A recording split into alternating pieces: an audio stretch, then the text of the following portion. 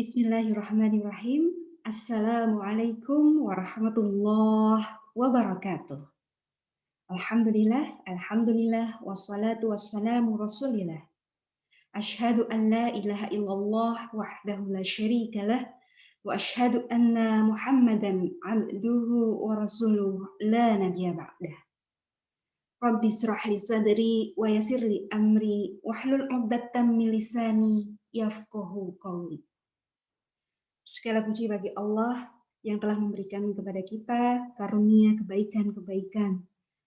Hari ini, Masya Allah, kita dipertemukan lagi untuk kajian sirah yang insya Allah hari ini kita akan menyampaikan sebuah kisah tentang sirah sahabat. Jangan lupa kita sampaikan sholawat dan salam kepada Nabi Muhammad SAW. Mudah-mudahan kita semuanya bisa meneladani beliau, ya, termasuk juga kisah-kisah para sahabat. Hari ini Ustazah akan menyampaikan kisah sirah sahabat yang bernama Tufail bin Amr.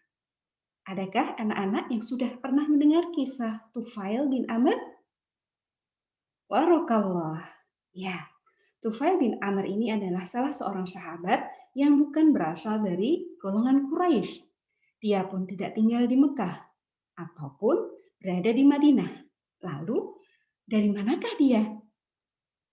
Ya, Tufail bin Amr adalah salah seorang sahabat yang berasal dari sebuah wilayah yang kampung halamannya dikenal dengan nama Daus.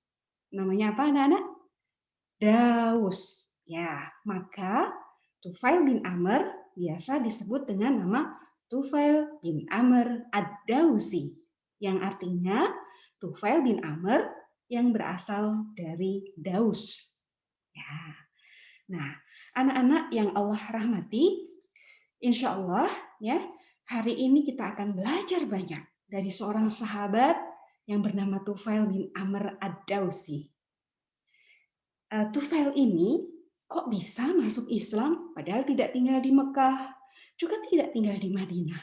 Sedangkan Rasulullah SAW ketika itu berdakwah dengan pusat dakwah beliau ada di Mekah. Ya, sebelum hijrah kan Rasulullah di Mekah ya.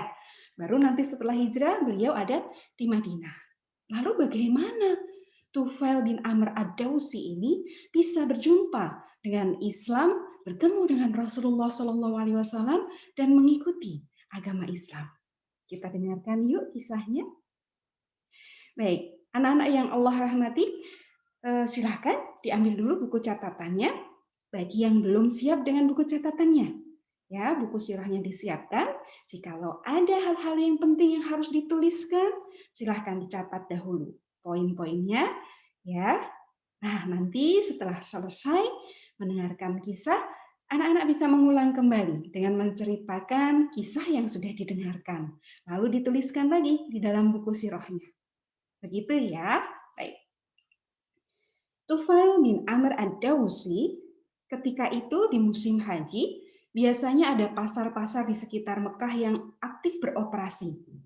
Ya, karena pada musim haji, semua orang dari segala penjuru Jazirah Arab, bahkan dari luar Arab, datang menuju ke Mekah. Dan di sana pasarnya akan sangat ramai. Salah satunya adalah Uqad. Ya. Di pasar Uqad, ya, ini biasanya orang-orang berdatangan. Ya, ada yang jual beli. Dan pada saat itu, ya, banyak juga orang-orang yang cendekiawan, ya, yang mereka itu pandai, diantaranya pandai pada saat itu salah satunya adalah pandai bersyair. Ya, kita sudah pernah mendengarkan ya bagaimana orang-orang Arab pada masa itu sangat menghargai orang yang pandai bersyair. Tufail bin Amr ad-Dausi ini adalah salah satu sahabat yang sangat lihai, piawai, pandai dalam bersyair. Nah, ketika itu Tufail bin Amr ad-Dausi belum masuk Islam. Nah, pada saat berada di Mekah, Tufail belum masuk Islam.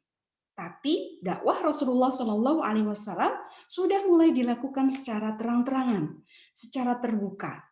Ya, orang-orang yang datang dari luar Mekah, Rasulullah Shallallahu Alaihi Wasallam dakwahi, diseru untuk kemudian masuk Islam. Maka orang-orang Quraisy mereka khawatir. Kalau orang-orang yang datang dari luar Arab ini kemudian terpengaruh dengan ajakan Rasulullah Muhammad SAW, termasuk Tufail bin Amr ad-Dausi. Maka dari itu orang-orang Quraisy berusaha dengan keras agar para tokoh-tokoh yang datang dari luar Arab, ya, mereka diberitahu, diberikan nasihat kalau jangan sampai mendengarkan ucapan Muhammad SAW. Tufail bin Amr ad-Dausi di kampung halamannya di wilayah Daus, dia merupakan orang yang mulia, terhormat, ditaati dan didengarkan oleh kaumnya. Maka orang-orang Quraisy mengetahui bahwa Tufail bin Amr ini ada di Mekah dan dia jago syair. Kalau dia masuk Islam, maka bisa-bisa dia bersyair untuk membela Islam. Dan itu akan mengkhawatirkan orang-orang Quraisy yang memusuhi Nabi Muhammad SAW. Maka Tufail ini setiap saat, setiap waktu, dari hari ke hari, selama ada di Mekah, selalu dikawal. Ya. Kemudian mereka berkata kepada Tufail, "Wahai Tuan Tufail bin Amr ad-Dausi, janganlah sekali-kali engkau mendengarkan ucapan Muhammad, karena ucapannya mengandung sihir. Itu bisa membuat seorang suami terpisah dengan istrinya, seorang anak terpisah dari orang tuanya, pamannya, keponakannya, dan itu aku khawatirkan terjadi padamu dan juga kaummu. Maka jangan sekali-kali engkau berani untuk mendengarkan ucapan Muhammad." Dengar anak-anak, bagaimana orang-orang Quraisy mempengaruhi Tufail bin Amr supaya tidak mendengarkan ucapan Nabi Muhammad SAW. Tufail pun sebagai orang di luar Mekah, dia percaya dengan omongan orang-orang Mekah saat itu. Dia ambil kapas, kemudian dia tutupkan di telinganya. Dengar nggak ya kira-kira kalau ditutup telinganya pakai kapas? Atau pakai kain? Atau pakai sesuatu? Bahkan kalau telinga kita ada kotorannya, kadang-kadang kita juga tidak bagus ya pendengarannya. Pasti tidak jelas, walaupun barangkali masih ada suara-suara yang terdengar. Dengan seperti itu, ya, orang-orang Quraisy berharap agar Tufail bin Amr tidak terpengaruh dengan perkataan atau ucapan Nabi Muhammad SAW. Namun suatu ketika Tufail bin Amr, ya, ketika dia berada di sekitar Ka'bah, dia melihat di situ ada Nabi kita, Nabi Muhammad SAW. Pada saat itu Rasulullah SAW sedang sholat. Beliau melantunkan ayat-ayat suci Al-Quran. Anak-anak tentu sudah sangat paham betapa indahnya ayat-ayat Al-Quran. Apalagi ini yang membaca adalah Rasulullah Muhammad SAW. Tufail bin Amr sebetulnya sangat penasaran. Apa sih yang dikatakan oleh Muhammad SAW? Sampai-sampai orang Quraisy sangat ketakutan. Bahkan menganggap ucapannya adalah sihir. Maka Tufail bin Amr dalam hatinya dia berkata, "Aku ini orang yang pandai. Kalaupun aku mendengarkan sesuatu ucapan atau perkataan, aku juga bisa membedakan mana yang baik dan buruk. Mengapa aku harus menutup telingaku ini? Aku ingin tahu apa yang diucapkan Muhammad." Nah, dari sinilah anak-anak, Tufail bin Amr, dia mendengarkan apa yang diucapkan Rasulullah Muhammad SAW. Bacaan yang sangat indah, kandungan makna yang sangat dalam, ayat-ayat Al-Quran. Nah, tadi masih ingat ya anak-anak bahwa Tufail bin Amr ini adalah seorang penyair. Dia sangat pandai menyusun kata-kata, membuat kalimat-kalimat syair yang sangat digandrungi di masa itu. Maka ketika mendengar ayat Al-Quran dibacakan oleh Rasulullah Muhammad SAW, maka apa yang terjadi? Tufail sangat terkagum-kagum dengan bacaan ayat-ayat suci Al-Quran tadi. Ini adalah kalimat-kalimat yang sangat luar biasa indahnya. Bukan seperti syair, itu jauh lebih indah daripada syair. Tufail ini orang pandai loh ya. Dia juga ahli dalam bersyair. Dia bisa menilai Al-Quran ini bukan buatan manusia. Maka kemudian Tufail bin Amr dia mengikuti Rasulullah Shallallahu Alaihi Wasallam. Ketika Rasulullah Shallallahu Alaihi Wasallam selesai dalam sholatnya, kemudian beliau pulang, Tufail kemudian mengikuti Rasulullah. Sampai ada kesempatan Tufail bisa bercakap-cakap, berdialog dengan Rasulullah Muhammad Shallallahu Alaihi Wasallam.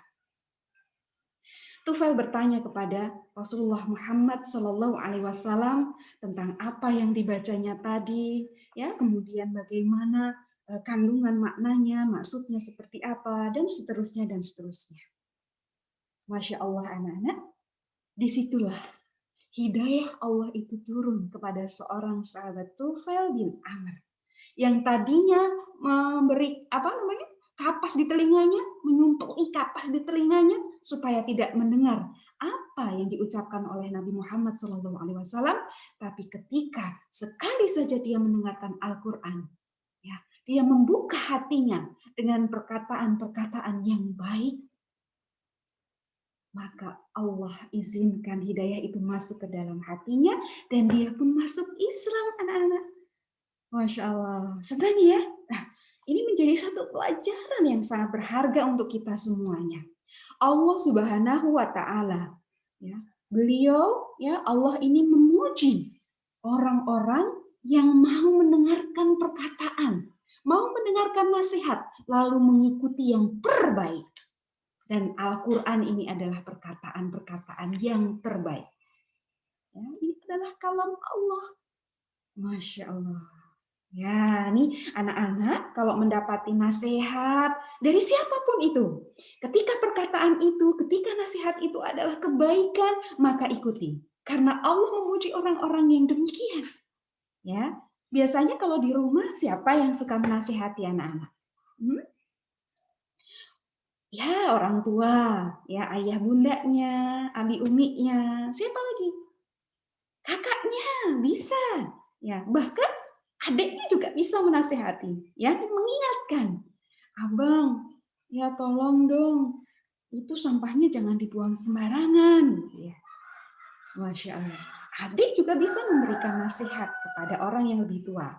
Namun harus bisa memahami adab-adabnya. Jangan sampai kita tidak memposisikan diri sebagai orang yang lebih muda bicara kepada orang yang lebih tua. Kemudian siapa lagi? Ya, kakeknya, neneknya, satu paket ya. Siapa lagi? Ya, mungkin ada mbak di rumah yang membantu segala sesuatu keperluan yang ada di rumah.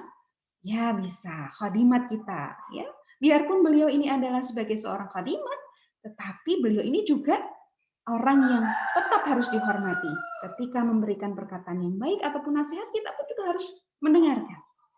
Maka siapapun yang berkata baik, memberikan nasihat kebaikan, kita harus terbuka untuk mendengarnya, menerimanya, lalu mengikuti yang terbaik itu. Ya, begitu ya anak-anak, kita belajar dari Tufail bin Amr bahwa ternyata kita harus terbuka untuk mendengarkan perkataan yang baik, menerima nasihat kebaikan, lalu kemudian kita mengikuti nasihat-nasihat yang baik itu. Baik, anak-anak yang Allah rahmati, ternyata setelah Tufail bin Amr ini masuk Islam, dia pulang kembali kepada kaumnya. Di mana tadi tempatnya anak-anak? Barakallah, Daus, ya, kampung halamannya ada di Daus. Maka Tufail bin Amr dia tidak tahan untuk tidak menyampaikan apa yang dia sudah terima di Mekah, kebaikan-kebaikan yang dia sudah terima, ya, yaitu Islam. Maka dia menyeru orang tuanya, ayahnya, ibunya, istrinya, keluarganya. Ayahnya diseru untuk masuk Islam, mengimani Allah dan Rasul-Nya, tidak menyekutukan Allah dengan menyembah berhala. Maka ayahnya kemudian mau masuk Islam. Ibunya juga demikian. Ibunya mau masuk Islam. Istrinya pun ketika diseru, dia pun mau masuk Islam. Masya Allah. Tufail masuk Islam di Mekah, dia pulang membawa kebaikan, memberikan nasihat kebaikan kepada orang tuanya, istrinya, keluarganya. Mereka pun mau masuk Islam. Maka ketika keluarganya sudah masuk Islam, Tufail tidak tinggal diam. ada kaumnya yang juga harus dia dakwahi, harus disampaikan kebaikan itu. Namun pada saat itu orang-orang di Daus mereka belum mau mengikuti ajakan Tufail bin Amr. Sampai Tufail ini merasa sangat jengkel, kemas sekali. Kenapa mereka tidak mau mendengarkan ajakan kebaikan? Mereka tidak mau mendengarkan nasihat yang baik dan tidak mau mengikuti. Akhirnya Tufail pun merasa ya mungkin sedikit putus asa begitu. Dia membutuhkan semangat solusi. Seharusnya bagaimana memperlakukan kaumnya agar mereka mau masuk Islam. Pada saat itu Tufail kemudian datang ke Mekah lagi untuk menemui Rasulullah Muhammad SAW. Tufail bercerita kepada Rasulullah Muhammad SAW tentang keadaan yang dialaminya. Wahai Rasulullah, kaumku ini diajak kepada kebaikan, dinasehati dengan perkataan yang baik. Mereka tidak mau mengikutiku untuk memeluk agama Islam.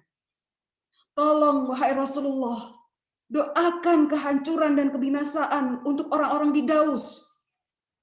Ya. Apa permintaan Daus, anak-anak? Doa agar Allah Subhanahu wa taala menghancurkan Daus, orang-orang yang ada di Daus yang tidak mau mengikuti ajakan untuk mengesahkan Allah, ya, tidak menyekutukannya dan mengimani bahwa Muhammad SAW adalah utusan Allah. Apa yang dilakukan oleh Rasulullah ketika diminta untuk berdoa, mendoakan keburukan. Doa keburukan untuk kaum Daus ya, orang-orang di Daus. Maka kemudian Rasulullah SAW mengangkat kedua tangannya. Ngapain ya anak-anak kalau mengangkat dua tangan seperti ini? Berdoa. Seketika itu Tufail itu terkaget. Loh, Nabi Muhammad SAW betul-betul akan mendoakan kehancuran orang-orang di Daus. Ya, keluarga Tufail, ya kaumnya Tufail. Tapi lihat, Rasulullah Muhammad SAW memang beliau itu mengangkat kedua tangannya. Namun apa yang diucapkan oleh beliau? Masya Allah. Rasulullah SAW beliau berdoa, ya Allah, tunjukilah orang-orang Daus agar mereka mau mengikuti Islam dan datangkanlah mereka. Anak-anak, Rasulullah SAW diminta untuk berdoa keburukan terhadap orang-orang di Daus. Namun yang didoakan oleh beliau adalah sebaliknya. Beliau berharap agar orang-orang di Daus mendapatkan hidayah. Beliau berharap agar mereka datang untuk memeluk Islam. Di antara kaum di Daus tadi tidak menerima Islam, tapi ada satu orang yang nanti menjadi sahabat Rasulullah SAW yang paling banyak meriwayatkan hadis. Ayo, siapa anak-anak? Ada yang tahu? Sahabat Rasulullah SAW yang paling banyak meriwayatkan hadis. Abu Hurairah. Ya, kita kenal dengan nama kunyah Abu Hurairah. Ini adalah salah seorang dari kaum di wilayah Daus, di kampung halamannya Tufail bin Amr. Nah, maka kemudian waktu berjalan, ya Rasulullah SAW sebelum Tufail ini kembali ke Daus, ke kampung halamannya, beliau berpesan, wahai Tufail, sampaikan dengan cara yang baik, ya, dengan lemah lembut kepada orang-orang di Daus. Artinya Rasulullah SAW berpesan kepada Tufail, jangan berlaku atau bertindak dengan kekerasan. Ya, perlakukan orang-orang dari kaum di Daus dengan cara yang baik dan lembut. Lihat anak-anak, ya. Rasulullah di Daus oleh kaum di Daus ditolak dakwahnya, ya, melalui Tufail. Lalu Tufail meminta agar dihancurkan mereka. Nah, Rasulullah SAW beliau berdoa kebaikan, meminta agar orang-orang di Daus diberikan petunjuk, plus berpesan kepada Tufail, ya, agar Tufail bersikap baik dan lemah lembut kepada orang-orang Daus. agar mereka mengerti bahwa orang-orang muslim itu adalah orang-orang yang hatinya lemah lembut, yang mengajak Islam pun dengan cara kebaikan, dinasihati dengan yang baik. Disitulah dilihat dari sisi akhlaknya, ya, kemudian orang-orang Daus pun nanti akan tersentuh. Dari sini kita bisa belajar betapa penyayangnya Rasulullah Muhammad SAW. Kita pun juga harus demikian, belajar dan berlatih terus-menerus untuk bisa istiqomah. Ya, kalau penyayangnya cuma sekali belum penyayang ya, baru sayang gitu. Tapi kalau sudah melekat pada diri kita sifat penyayang, ya setiap saat pun kita menunjukkan bahwa kita ini orang yang penyayang. Masya Allah. Rasulullah Shallallahu Alaihi Wasallam adalah teladan terbaik kita. Beliau menunjukkan akhlak-akhlak yang sangat mulia. Bahkan ketika beliau sendiri pun dizalimi, beliau juga masih mendoakan kebaikan untuk mereka. Kalau masih ingat anak-anak mendengarkan kisah bagaimana Rasulullah Shallallahu Alaihi Wasallam berdakwah di Taif, ketika beliau dilempari batu oleh anak-anak sampai terluka kakinya berdarah, malaikat penjaga gunung ya, datang ke sana ya dengan malaikat Jibril, siap untuk menjatuhkan gunung itu ke negeri Taif. Tapi Rasulullah Shallallahu Alaihi Wasallam menolak. Beliau berdoa dan berharap agar ada di antara mereka orang-orang yang akan meneruskan perjuangan dakwah Islam. Ini sifat penyayangnya Rasulullah Shallallahu Alaihi Wasallam. Ya, anak-anakku semuanya, kalau di rumah biasanya ya dengan sesama manusia, ya dengan saudaranya, kakak atau adiknya, siapa yang suka bertengkar? Ada? Ya, ya boleh sesekali bertengkar untuk sesuatu hal yang penting, yang memang harus bertengkar. Bukan harus bertengkar ya, kalau perlu marah-marah boleh gitu ya. Tapi dengan cara yang baik. Tapi kalau bertengkar hanya karena rebutan makanan, mainan, atau apapun itu yang tidak penting, tidak ada manfaatnya, tidak ada kebaikannya, jangan. Jangan. Ya, kalau kemudian sudah terlanjur bertengkar, ya, saling minta maaf dan memaafkan. Ya, begitu anak-anak ya. Jadi kita harus menjadi manusia yang penyayang seperti halnya Rasulullah Muhammad SAW. Tidak hanya dengan sesama manusia, dengan binatang, dengan hewan gitu ya. Ada yang punya peliharaan di rumah? Ada kucing, apalagi kelinci, ayam, kambing, masya Allah. Nah, itu juga bagian dari bentuk ya sifat dari penyayangnya kita. Ya, mudah-mudahan yang di rumah sudah memiliki binatang peliharaan yang dijaga betul.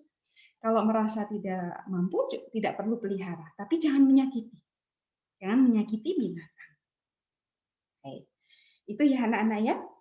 Kemudian pada saat nanti di tahun 7 Hijriah, Rasulullah Shallallahu Alaihi Wasallam dengan pasukan beliau berhasil untuk menaklukkan Khaybar.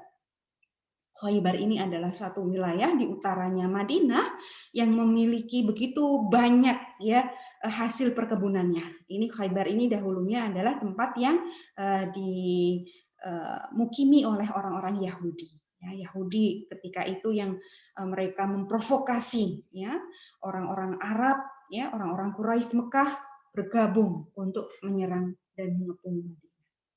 Maka Rasulullah Shallallahu Alaihi Wasallam menaklukkan Khaybar dan beliau diberikan Allah Subhanahu Wa Taala kemenangan. Nah, ketika itu setelah perang Khaybar, kemenangan dari kaum muslimin, terlihat datang ada sekelompok orang, ya, sekitar ada 80 keluarga yang datang menemui Rasulullah Muhammad Shallallahu Alaihi Wasallam. Ternyata mereka adalah orang-orang atau kaum dari Daus, dari kampung halamannya Tufail bin Amr. Mereka berbondong-bondong datang menemui Rasulullah Muhammad Shallallahu Alaihi Wasallam dan berbaiat kepada beliau, berjanji setia kepada Rasulullah Shallallahu Alaihi Wasallam. Tufail bin Amr dia merenung, sepertinya Tufail ini mengingat sesuatu. Apa itu? Dia mengingat perkataan Rasulullah Shallallahu Alaihi Wasallam Doa Rasulullah Shallallahu Alaihi Wasallam, ya Allah berikanlah petunjuk kepada orang-orang Daus dan datangkanlah mereka kemari dalam keadaan Muslim.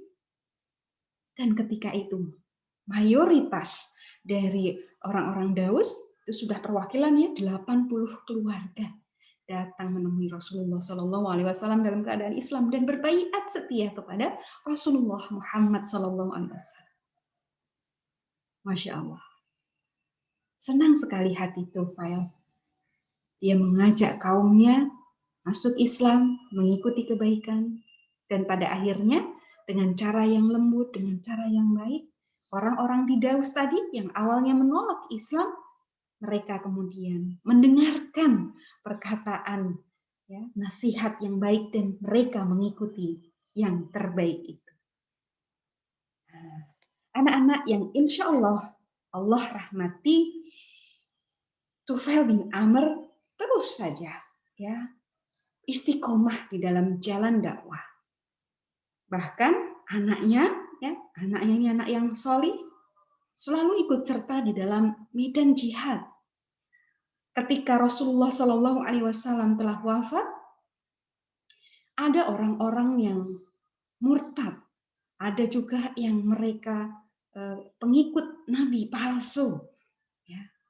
Ada nabi palsu karena setelah Nabi Muhammad SAW tidak ada lagi nabi yang lain yang diutus oleh Allah. Tapi ini ada yang mengaku-ngaku sebagai nabi. Salah satunya adalah Musailamah al-Kadzab. Musailamah sang pendusta. Maka kaum muslimin ya ketika itu adalah masa kekhalifahan Abu Bakar, dikumpulkan satu pasukan besar untuk kemudian memerangi nabi palsu ini beserta pengikutnya. Tufail bin Amr pun beliau ikut. Beliau ikut serta di sana.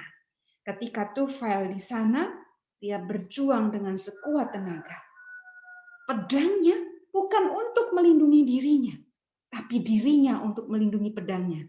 Kalau pedangnya ini bisa selamat, nanti bisa digunakan lagi oleh orang lain, oleh sahabat-sahabat yang lain. Masya Allah. Biasanya kan kita bawa senjata untuk melindungi diri. Tapi ini kebalikannya. Saking beraninya dan semangat jihadnya. Semangatnya dua. Kalau dalam peperangan, dalam jihad itu adalah syahid, ya, masuk surga, atau kemenangan dengan kemuliaan. Dan Tufail bin Amr, beliau sangat bersemangat untuk menjemput surga Allah Subhanahu wa Ta'ala. Pada perang itulah kita kenal dengan perang Yamamah, ya. Perang apa, anak-anak? Yamamah, melawan nabi palsu Musailamah al-Kadzab dengan pengikutnya. Tufail bin Amr syahid. Beliau wafat, tapi sebelum wafat, ya, beliau itu sempat melihat putranya yang ikut juga dalam jihad. Putranya namanya Amr bin Tufail. Ya, jadi namanya sama dengan kakeknya. Tufail bin Amr berarti ayahnya Amr. Nah, ketika Tufail punya anak diberi nama seperti nama kakeknya, namanya Amr. Ayahnya adalah Tufail bin Amr, anaknya namanya Amr bin Tufail. Jangan bingung ya, jangan kebalik-balik. Maka putranya ini ketika ikut di dalam medan jihad di perang Yamamah, ya, tahu bahwa Tufail bin Amr ayahnya ini beliau meninggal di sana, syahid di sana. Tufail sebelum meninggalnya dia sempat melambaikan tangan, seolah-olah memberikan isyarat bahwa Tufail bin Amr dia akan menjemput kesyahidan, mengajak putranya. Dan saat itu memang Amr bin Tufail, putranya Tufail bin Amr tadi masih hidup, ya.